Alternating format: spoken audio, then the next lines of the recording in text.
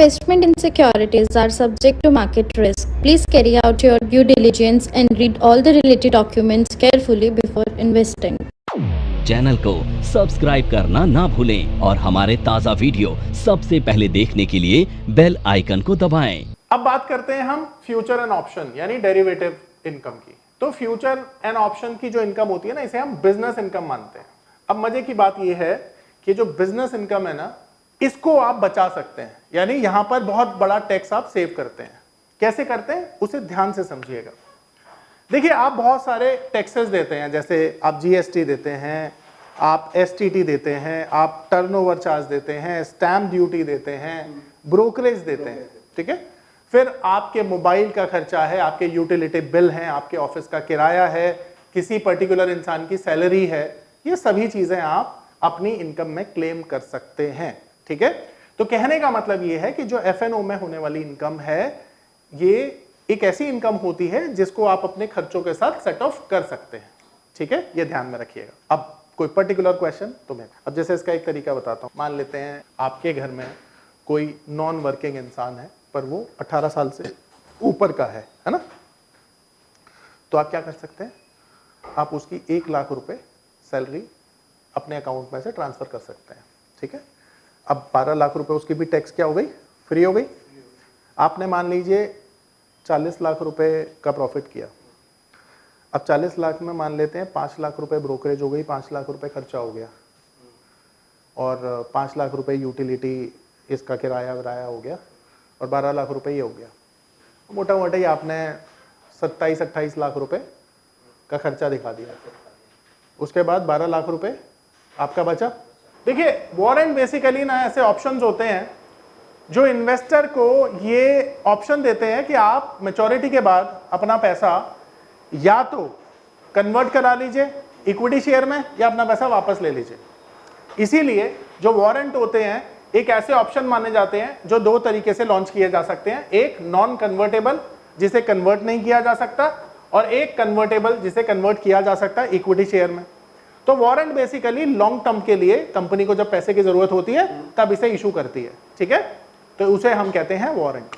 अब यहां से थोड़ा सीरियसली हम पढ़ेंगे। अब देखिए, जो फॉरवर्ड कॉन्ट्रैक्ट होते हैं ना, ये बेसिकली अनऑर्गेनाइज्ड कॉन्ट्रैक्ट है। आपने देखा है कि आपके यहाँ पर एक सब्जी वाला आता है, एक फ्रूट वाला आता है, या कोई भी आपके यहाँ पर कोई भी जैसे या आप किसी प्रोविजनल स्टोर पे जाते हैं, लंबे समय से जाते हैं, वो आपको इतने अच्छे से जानता है कि अगर कभी पैसे खुले ना हुए, आपका मोबाइल भी आपके पास ना हुआ, तो बोलता है अरे भैया कल दे देना, कहाँ भागे जा रहे हैं आप, प्लीज ऑनलाइन स्टूडेंट म्यूट कर लो अपने आप को, सबको डिस्टर्ब होता है। तो क्या होता है, कई बारी ऐसा होता है कि वो अंडरस्टैंड करता है कि भैया आप पैसे कहीं नहीं भागे जा रहे, आ जाएंगे। अब सोचिए, आप एक ऐसा कॉन्ट्रैक्ट कर रहे हैं जो किसी भी लिखाई पढ़ाई के साथ नहीं किया जा रहा।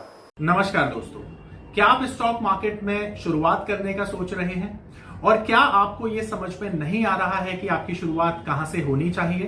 तो मैं आपको एक ऐसा कोर्स सजेस्ट करने जा रहा हूं जो आपकी लाइफ चेंज कर सकता है, और मैं बात कर रहा हूं NIFM का advance level of smart investor course की, जो आपकी लाइफ चेंज कर सकता है। जी हां, आपने सही सुना, NIFM आपके लिए लेके आया है एक ऐसा शानदार कोर्स जो आपको बताएगा कि किस तरह से आप स्टॉक मार्केट में सक्सेसफुली पैसा कमा सकते हैं। और ये कोर्स है advance level of smart investor. Advance level of smart investor course आपको हर छोटी से छोटी और बड़ी से बड़ी मार्केट की बारीकियों के बारे में जानकारी देता है, और ये सभी जानकारियां आपको इस मार्केट में पैसा कमाने में बहुत ज्यादा मददगार साबित होती हैं। तो इस कोर्स को करने के बाद आप मार्केट में सक्सेसफुल ट्रेडर और सक्सेसफुल इन्वेस्टर बन सकते हैं। यानी उसमें किसी भी तरह की लीगल एक्टिविटी इन्वॉल्व नहीं है। ऐसा आप कब करते हैं, 2 दोस्तों के बीच में ऐसा व्यवहार होता है। आपने देखा है कि आप अपने दोस्त से कभी शर्त लगा लेते हैं कि आज इंडिया जीतेगी, आज ये टीम जीतेगी, होता है ना कई बारी, हम ऐसे ही फ्रेंडली लगा लेते हैं। कभी क्रिकेट मैच में ऐसा होता है कि हम जब खेलते हैं तो हमारा जो ओपोनेंट हमारा फ्रेंड होता है, उससे हम 50 रुपए 100 रुपए इस तरह का मैच लगा लेते हैं फ्रेंडली वे में। अब सोचिए कि उस फ्रेंडली मैच में क्या आप पैसा डिपॉजिट करते हैं? नहीं, केवल वो एक म्यूचुअल अंडरस्टैंडिंग से होता है। तो ऐसे कॉन्ट्रैक्ट जो म्यूचुअल अंडरस्टैंडिंग से किए जाते हैं ना, उन्हें बोला जाता है over the counter in nature. तो ये जो फॉरवर्ड कॉन्ट्रैक्ट है कैसा कॉन्ट्रैक्ट है? Over the counter. अब यहां पर दोनों के बीच में पैसों का लेन देन नहीं हुआ है, यानी नो मार्जिन डिपॉजिट। अब एक टीम मान लेते हैं अगर हार गई और दूसरे ने पैसा देने से मना कर दिया तो कोई लीगल एग्रीमेंट तो हुआ ही नहीं है, तो यहां पर काउंटर पार्टी रिस्क है बैक ऑफ करने का, ठीक है। तो यहां पर काउंटर पार्टी रिस्क होता है। काउंटर पार्टी रिस्क का मतलब है पैसा डूब सकता है, ठीक है। यहां पे काउंटर पार्टी रिस्क है। अब सोचिए हारने के बाद सामने वाली पार्टी बोलती है कि मैं 100 रुपए तो नहीं दे सकता, मुझे 50 रुपए ले लो भाई, और सामने वाला बोलता है चलो यार कुछ तो मिल रहा है ले लो, तो ये कॉन्ट्रैक्ट कस्टमाइज हो गया। तो ये कस्टमाइज कॉन्ट्रैक्ट होते हैं। और सबसे बड़ी बात कि यहां पे पैसों का लेन देन जो होता है ना केवल हारने या जीतने के बाद होता है, उसे हम कहते हैं आफ्टर डिलीवरी, ठीक है। यानी सेटलमेंट यहां पर जो होता है वो डिलीवरी के टाइम पर होता है। ये सभी जो ट्रेड्स हैं यही है फॉरवर्ड कॉन्ट्रैक्ट। आप सब्जी वाले के साथ ये करते हैं, आप प्रोविजनल स्टोर वाले के साथ ये करते हैं, नॉन टू के साथ होते हैं। हाँ, ठीक है, इसी को फॉरवर्ड कॉन्ट्रैक्ट बोला जाता है। अब आप बोलेंगे सर ये हमें क्यों पढ़ाया जा रहा है, इसका स्टॉक मार्केट से क्या रेलेवेंस है? रेलेवेंस है तो रेलेवेंस ये है कि जो डब्बा ट्रेडिंग होती है जिसमें इलीगल तरीके से बहुत सारे लोग इन्वॉल्व होते हैं, उसको ही हम फॉरवर्ड मार्केट कॉन्ट्रैक्ट बोलते हैं।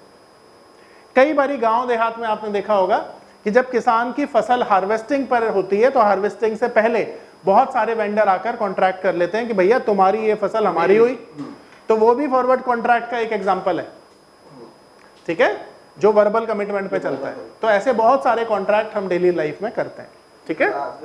देखिए डब्बा ट्रेडिंग छुपे तो सब, चोरी छुपे तो सभी चल रहा है। अभी इंस्टाग्राम पे आप देखिए कितनी सारी चीजें होती हैं डब्बा ट्रेडिंग से रिलेटेड, पर ये इलीगल है, इसे नहीं करना चाहिए, ठीक है।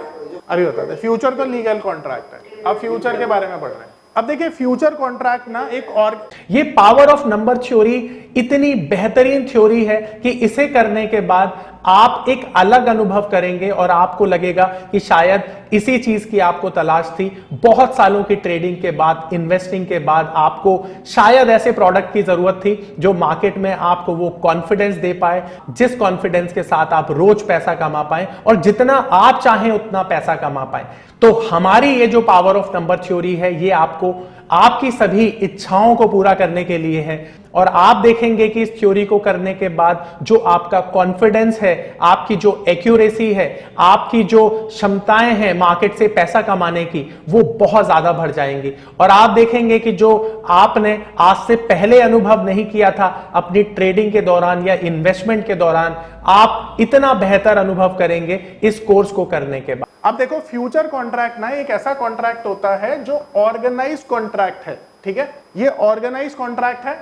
अब ऑर्गेनाइज का मतलब क्या हो गया? लीगल कॉन्ट्रैक्ट है, एक्सचेंज पर किया जाने वाला कॉन्ट्रैक्ट है। अब एक बात बताइए, एक्सचेंज पर जो कॉन्ट्रैक्ट ट्रेड हो रहा है उसे आप बिना पैसे के कर सकते हैं? बिना मार्जिन दिए कर सकते हैं? नहीं कर सकते। तो यहां पे तो मार्जिन डिपॉजिट होता है, तो यहां पे मार्जिन को हम डिपॉजिट करते हैं। तीसरा, यहां पर किसी तरह का काउंटर पार्टी रिस्क नहीं होता, क्योंकि आप अगर प्रॉफिट करते हैं तो वो आपको मिल जाएगा क्योंकि मार्जिन ऑलरेडी डिपॉजिट है, ठीक है, और लॉस करते हैं तो सामने वाले को प्रॉफिट दिया जाएगा।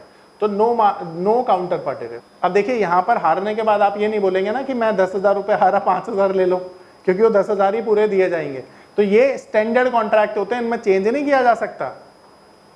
तो ये स्टैंडर्ड कॉन्ट्रैक्ट है। और यहां पर ना सेटलमेंट डेली होता है। जो भी आप पैसा लूज करेंगे या विन करेंगे उसका सेटलमेंट डेली बेसिस पर किया जाएगा।